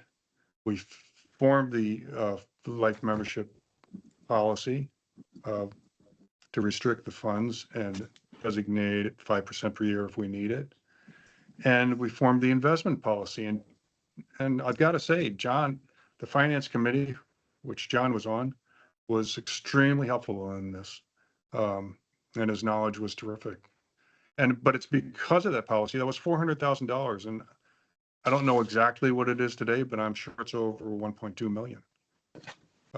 Think about that. That's 6 years ago, and we've almost tripled the life membership fund. That's great. And I think that helps put into some perspective about how that came to be. So I definitely appreciate that. Talking about those challenges, right? The reason why the question about financial stability exists is because there have definitely been conversations about expenses and budgeting and things like that. What do you think, as you referenced that we're facing some challenges, what do you think is the biggest challenge that NAVHDA faces that may put it at risk? Boy, that's a tough one. I mean, obviously there's the day-to-day problems that we're going to have, like membership and costs that John talked about. But if what would scare me the most would be a huge financial downturn. That could really hurt this organization. Not only would it reduce our investments and the size of our life membership fund and our ability to cover it, but it would probably reduce our membership significantly. And we'd probably have to make some really, really tough decisions in that case. So, I mean, if you had to pick something that scares me the most, that would be it. And, that's why we built the operating reserve fund back then and why we have it. But that's still not even half our budget. I think the operating reserve fund we try and keep it around $300,000. When you say financial downturn, for those of us who don't do what you have done or what John has the experience of, what does that mean? Like when you say, the risk of financial downturn, what does that really mean for the investments that NAVHDA has? Oh, well, so it's a downturn in the stock market and the economy, which don't necessarily go together. Yeah, I mean, that's it. And we haven't had one in a while. The last really big one was 2008. And there aren't many that size, but then I think the other minor one was around 2021, I forget. Perfect. Thank you for that clarification. Sure. So related to kind of the finances, what would you say are kind of 3 specific plans or strategies that you would implement to continue to ensure that NAVHDA remains sustainable in the future? Well, again, I'm going to agree with Jake and John on establishing some method of people to give to NAVHDA. I agree with John on creating a legacy gift program. Many other organizations do legacy gifting, and I think it's probably one of the easiest ways to get a gifting program to NAVHDA started. Can you repeat the question again for me? Yeah, what kind of 3 specific plans or strategies would you implement to continue to ensure NAVHDA remains sustainable? So it sounds like that method of gifting and the legacy Yeah. gifting is one you've referenced. Are there any Yeah, additional? and I would love to, John manages tons of endowments, and as part of that, I would love to see us expand. We already have the youth program, which is an endowment. That's restricted by Terry Wilson's letter, Terry and Nancy, as to how that money is spent and how much of it can be spent. And I would love to see us try to expand an endowment program at NAVHDA so that we could use that income to support specific projects. Great. What would you say would be kind of the main things that you would like to see or believe that, NAVHDA's finances, right? We talked about that life membership fund, which is really what kind of sustains things that I think the numbers that have been thrown around are like 1.2 million, something along those lines. Again, Yep. not being super specific, don't have the books open. But how do you believe that those funds should be utilized to further NAVHDA's mission? Like, are there specific projects or things that you've thought of that you really feel would be to the benefit of furthering NAVHDA's mission? Yeah, well, the database is near and dear to my heart, and they've done such great things there. As we said, the board has the right to use 5% of the life membership fund net assets at the beginning of the year for special projects. And I really do think the database would be a great place to expand in all the things that we've talked about, either adding confirmation data to the database. That would be one of the main ways I'd like to see it. Okay. Great. Why specifically, Rick, do you believe you are the candidate for this position of treasurer? Well, my focus, I'm running, people have asked me why I'm running for treasurer. And, from an operating point of view in the Treasury, I don't think I'd do anything different than John or what the board has done. I would want to make budget versus actuals and income statement and balance sheets available to the membership at the annual meeting, or disseminate it in some way so they can look at it. I think that's really important. And as John said, the budget isn't a number that we have saying, hey, we're going to hit that number. It's a way for us to manage our business and look at where we were over, where we were under, and how we can improve the process so we get a better understanding of our expenses. So I lost my train of thought. Can you go back to that again? Sorry. Yeah. So specifically, kind of as we're talking about that, why are you the candidate for this position? Yep. Yeah. So, and then secondly, I really think it's important as to how I see myself on the board. And I believe our mission is extremely important. So the treasurer's position, I would like to see better transparency by providing more information to the members when they ask for it. We've been providing budgets versus actuals since 2016 with Joe DeLisi, at least, if not before that. Secondly, as a board member, I think the mission is vitally important. And I know the gun dog test has been, very hot topic in this meeting today, but I think it's an example how we're slipping away from the mission a little bit. I think there would have been ways to make that test, and I'm just using this as an example, just as exciting to retain new members, but keeping the water portion of the test in place. There's easier ways to do a duck search, a search behind a duck, a chase of the duck, so that breeders can get vital information about versatile hunting dogs, which is what we are, and still have a member get excited about moving forward. As a matter of fact, it would teach them how easy it is to move forward by getting them to, partake in the water portion of the test rather than ignore it. So again, back to the mission. It's in the forefront of my mind. It's what got me into NAVHDA, if we go back to that. NAVHDA was built on transparency.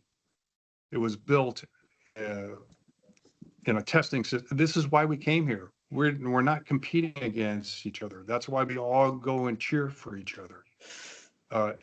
We built it on a testing system that puts the data out there. And that's why our data is so important to be accessible. It's, I think you see where I'm going there. Yeah. So, along those lines, I think, transparency has definitely also been a hot topic when it comes to not only this forum, right? I think we've heard all the candidates talking about that, but also just from the financials, right? That's also been a piece, which is why I wanted to make sure that in this we gave both you and John the opportunities to kind of have some unfettered access without the back and forth, so you could really make clear that position and have those follow-up questions. So, in talking about that transparency, why, specifically in reference to those balance sheets or those specific things, like why are those so vitally important, and what specifically do you think needs to be accessible to the membership? Well, like I just said, I really think that we should present the budgets versus actuals for the income statement to the membership, as well as our performance this year versus last year. I think it gives there were some really ugly rumors out there on social media, and they were awful and uninformed. And I think had that information been presented, they wouldn't have existed. It would have never happened. And I think it gives members confidence in what we're doing. It's important to share with them. And I know it's boring. I know when you stand up in front of the members at the annual meeting or when you're talking to them, it's not the most exciting talk. But I do think expressing it in a simple way and presenting the data provides confidence in what we're doing for the organization, and to let the members know that we're managing their money with respect. Everything that's been done since I left as treasurer, I know that's been accomplished, but I don't think it's been, the members had real confidence in it because they didn't have the information. They had some information, but not enough, I don't think. One of the, again, questions as it relates to kind of that financial stability, right? And what we've been talking about as far as expenses and costs and why, in terms of budget, it might appear that we definitely have had some struggles, in the general scheme of things, like when you're talking about those balance sheets because of expenses for new programs. Do you support cutting expenditures where possible for programs if there is a revenue shortfall? And if so, what programs would you support cutting or reducing? Well,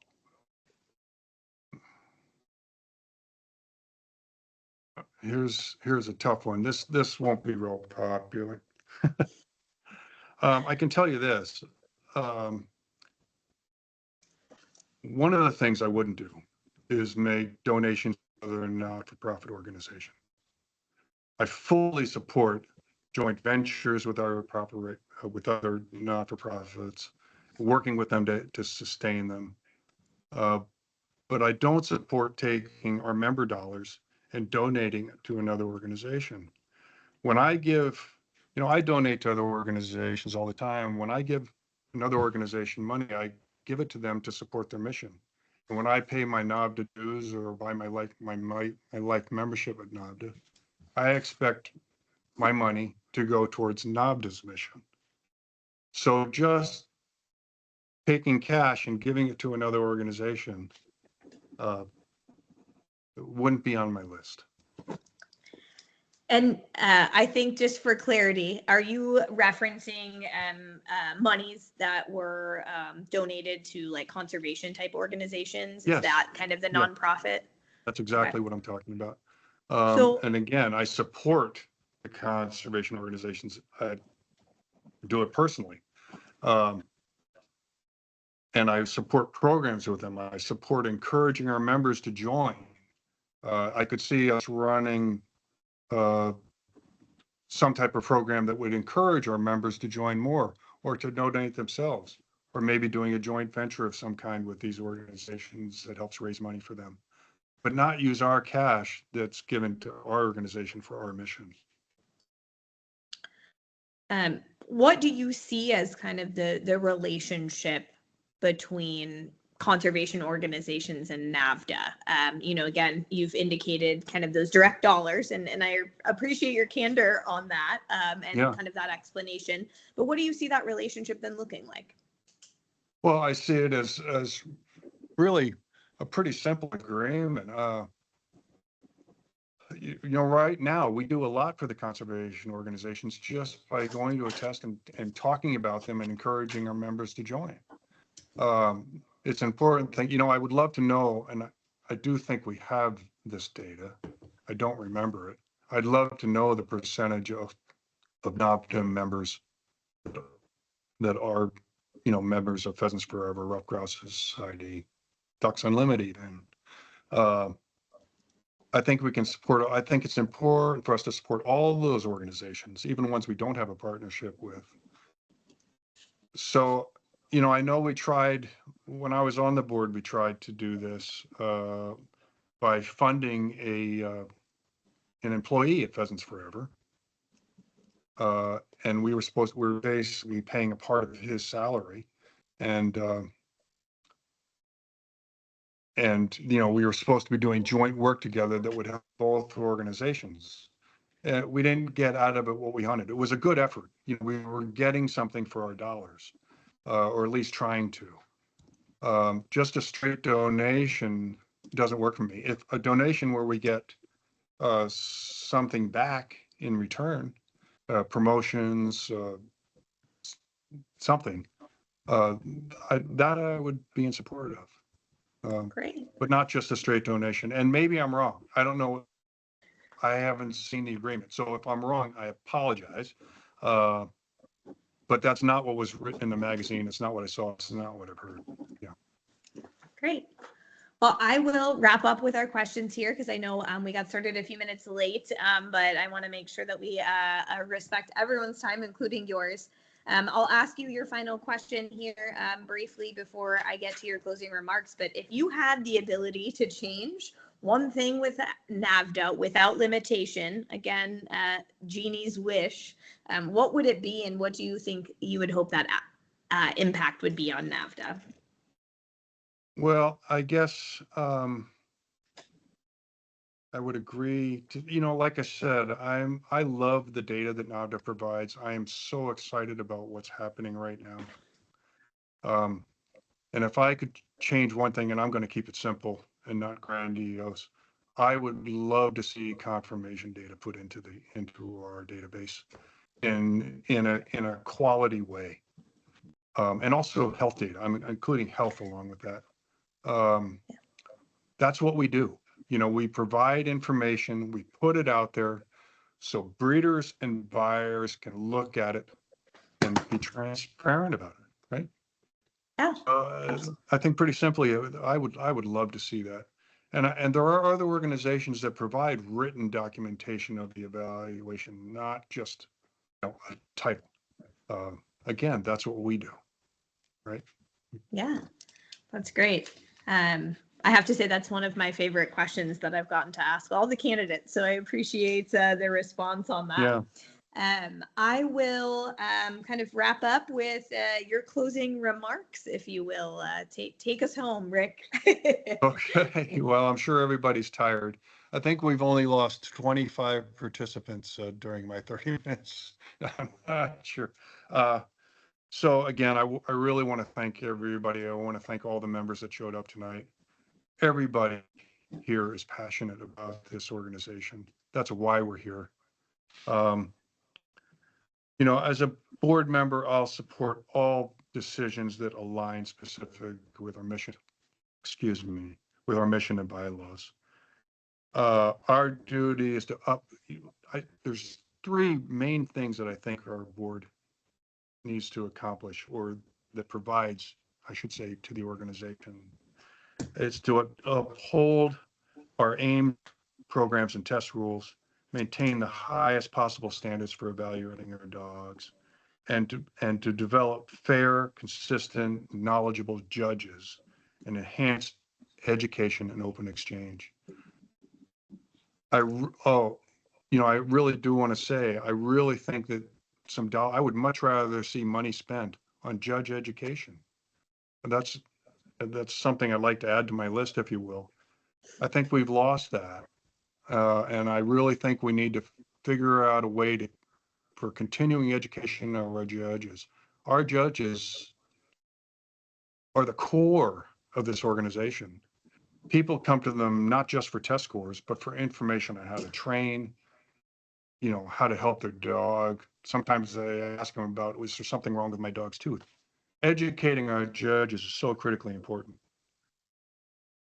So I'd also want to say that I'd like to reinstate a finance committee that we had.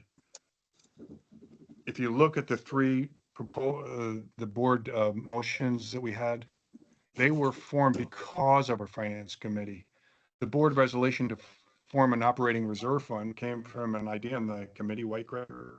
And I think a committee should be in place for not only the reasons of a resource, but also for oversight of the budget.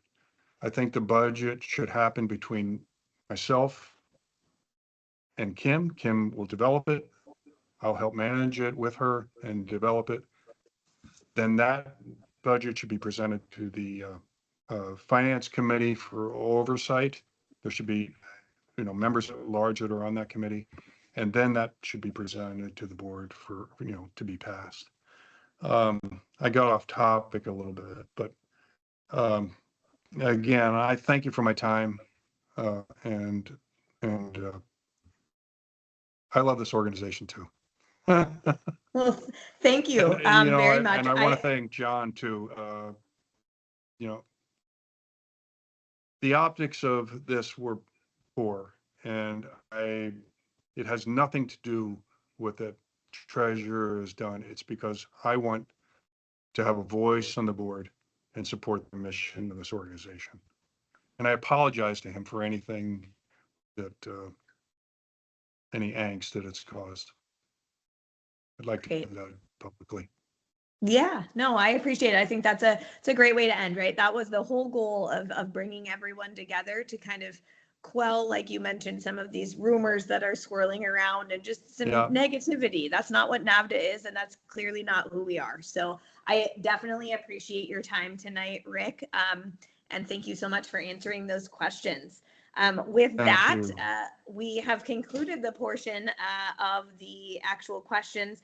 But Angie, our secretary of NAVHDA, wants to provide some information to everyone related to the recording and the election procedure that's really important. So everyone stay tuned, and thank you very much. All right. So just before we all go to bed here, just some final information. Thank you, Desiree, for a great meeting. I think we all learned a ton.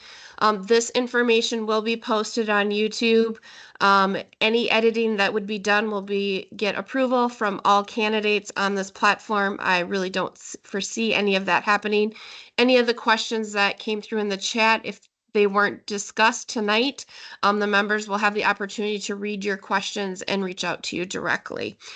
Just to make everybody aware, October 15th at 8 a.m., all NAVHDA members within good standing will receive an email link from the office with your ability to vote. You do have to know your member number to get into NAVHDA. And if you don't know to get into the voting link, if you don't know what your member number is, please go to the portal and look that up and have that ready. That will give you the ability to log into the system and to cast your vote. You have until November 15th at midnight to cast those votes. If you would like to cast your vote via paper ballot, please call the office. The office will mail you a paper ballot, and those paper ballots will be mailed to an outside accounting firm who will account for all those votes, and then we will combine it with the electronic votes. I will get the results of how the election turned out the next day via electronic. If it's a close race, I will not announce the winner of the election until all votes have been counted. That means I've received all mail-in votes.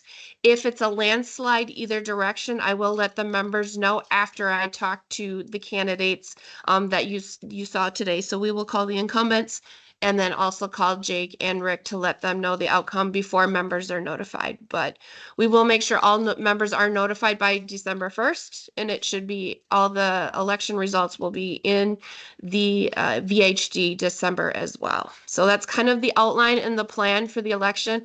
Please, please vote. As you've seen, we've had low turnouts in the past. And again, was saying that, thank you all for your time. Thank you to our candidates. Thank you to my fellow EC board members that were on here tonight helping me keep things going. So with that, I'm going to say good night. Des, do you have any final sayings before I stop recording? No, just everyone get out there and vote. And huge thank you to Angie and the rest of the team, including Randy, for making this happen tonight. All right, we will stop recording. Thank you. Thank you. All right.